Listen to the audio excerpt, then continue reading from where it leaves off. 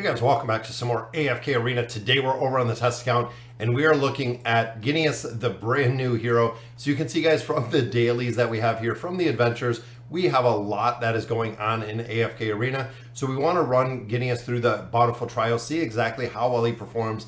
And the big question on everyone's mind is, can this hero survive? We know when it comes to the tanking class, he does have quite a bit of mitigation, which I'm hoping is going to kind of offset the ability to survive within here with that mitigation. So 610, remember, when we start here, we actually start, I believe, at 360. So at 300, this is actually a negative 60 level deficiency because essentially our heroes are 60 levels higher, which means we want to go even higher than that. So if we're starting at 360, let's go to 460, which is going to give us a 100 level deficiency, which most tanks, most heroes should survive. So let's go to 510 and see what this looks like at a 150 level deficiency. Now I want to run through this with exactly what we have. You can see we're running the 5 pole in here. Now these are preset formations. If you run this formation over and over and over, it is going to do the exact same thing, meaning that you're going to have the same outcome for the fight that is in here. Now he does also provide a lot of crowd control. That's one of the other big pieces.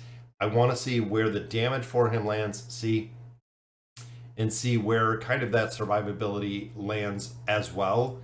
Looking in here, the 153. So overall, guys, not super impressive with the damage, which is what we figured, that he would not be very, very effective with the damage. But how is he going to look as a frontline tank is going to be another question, because here we have him built up and we still have that animation on there with Brutus. So with Brutus could be a little bit more viability, but the question is Brutus really picking a lot of this up, or is it him that is doing a lot of it? So doing okay damage in comparison to an awakened version of Brutus. Little bit of healing in there, but let's see what else we got in here. So this, again, this is going to be a pretty decent one because he is going to go up and actually progress forward. There he goes. He rushes right in, does the taunt, which I love. I'm going to have to turn off the animation because it drives me crazy over time. So putting them together, pretty interesting right there. Again, Solus and Audrey. So I'm not relying on him for damage within these formations, but he does have a lot of crowd control. I wonder here, because Iran is going to pull him in. Of course, Baden just ults right off the bat. There we go. He is in that area. But Baden provides a lot of crowd control. Look at how many times he ults, guys. That's why it's kind of crazy that you can't set it to ult, let's say, once per battle. But let me change out that animation. I actually don't want to see it every single time. That's why I said it's cool to see, and I like the animation. However, it gets pretty annoying when you see it 3, 4, 5 times, depending on the duration of the battle. Can take a long time. All right, guys, so let's see. So where we're at right now, 1, 2, 3, 4, 5. There we go. So let's look at 560. So now we're looking at a 200 level deficiency. Now we know that this formation did not work with a lower level deficiency, but I just want to see how he's going to work, if he is going to work as a tank, as a primary tank is the big thing. So like a frontline tank. Let's change this up a little bit. I'm trying to think, because I want to try to put them together. Let's see with Scrath, because he goes right in and he does that taunt. And he goes down pretty easy in there. Not sure if his damage mitigation. Let's run him with some light bearers. Wonder at Hendrik, because Hendrik again is going to give him a little bit of mitigation. And it's sad when you look at the light bearers, guys. When you look at most of the damage dealers, we have 1, 2, and 3 are really the 3 big ones that we see the damage out of. And I wonder where else have a couple of these heroes like Palmer. So there's Palmer. Let me drop Palmer in here, and you know what?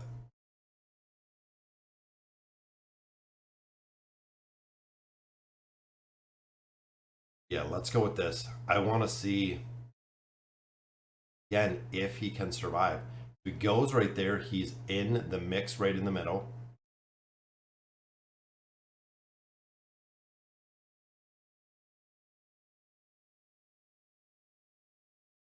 So light bears might have a little bit more viability, which of course, because of the awakened version of Belinda. Let's see if we take her out as a damage dealer. And that's where I'm just wondering, as to really, really test the viability of him.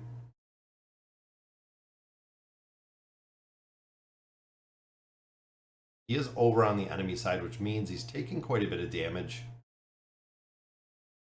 I know he's got that crowd control piece over there.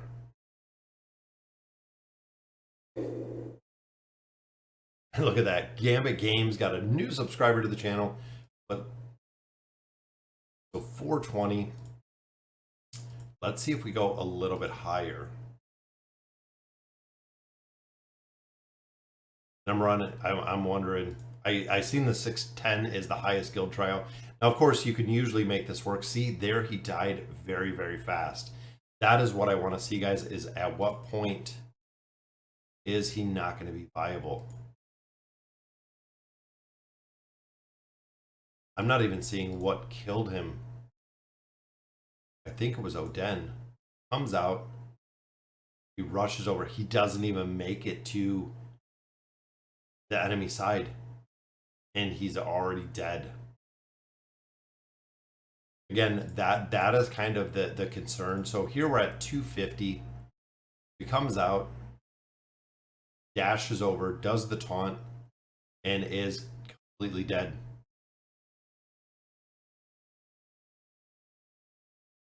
And he is even getting that damage mitigation factor there from Hendrik down here. I think we're probably going to have to, if you want the viability, someone like Alna, because of course Alna is going to provide him that immunity in there. But Alna has so many uses already.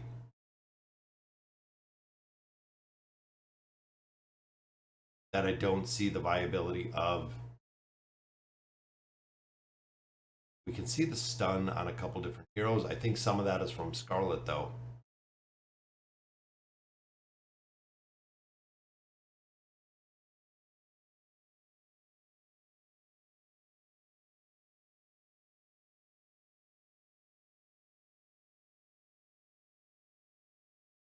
Yeah, I said I like his toolkit, but I think when you start getting into level deficiencies,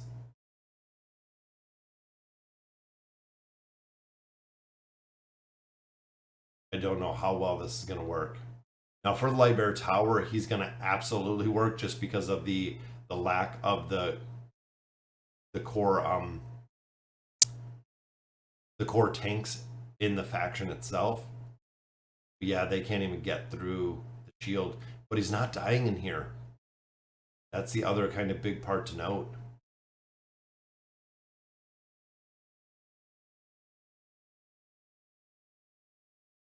I mean, 138 million damage in that one. Let's see some of these with the higher deficiency. Again, this one, Brutus, of course, putting everyone together.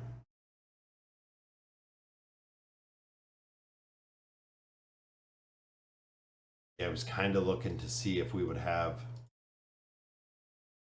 that viability in here.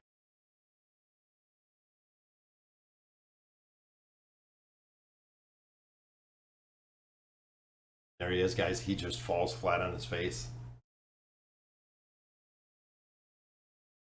And again, there are specific teams that you can kind of make this work. But overall, even that one, I mean, he comes right out. Boom. He'll just drops him like a box of rocks. Here with Baden, we know Baden's going to provide some crowd control. And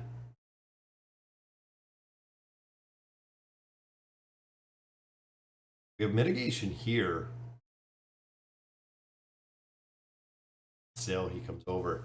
Yeah, that's my worry, because even here, guys, we have the damage mitigation going up right here for Merlin. He comes over, and Milan just wrecks him with that shielding aspect on there. Definitely some mixed reviews for him. Again, I think within the Lightbearer faction, he's going to do well. I can see him working in a couple different game modes. But it seems overall, when it comes to survivability, level deficiency, because he doesn't have that immunity, even though I like, some of the crowd control that he offers, it seems like he's going to need some sort of immunity versus being a control tank. Also does provide some shielding, which again, we could use in a couple different formations. And then it is more control, more crowd control within here. Sorry guys, so that'll do it for today's video. Let me know in the comments what you guys think of Guineas, the new tank. And as always, thank you guys for watching.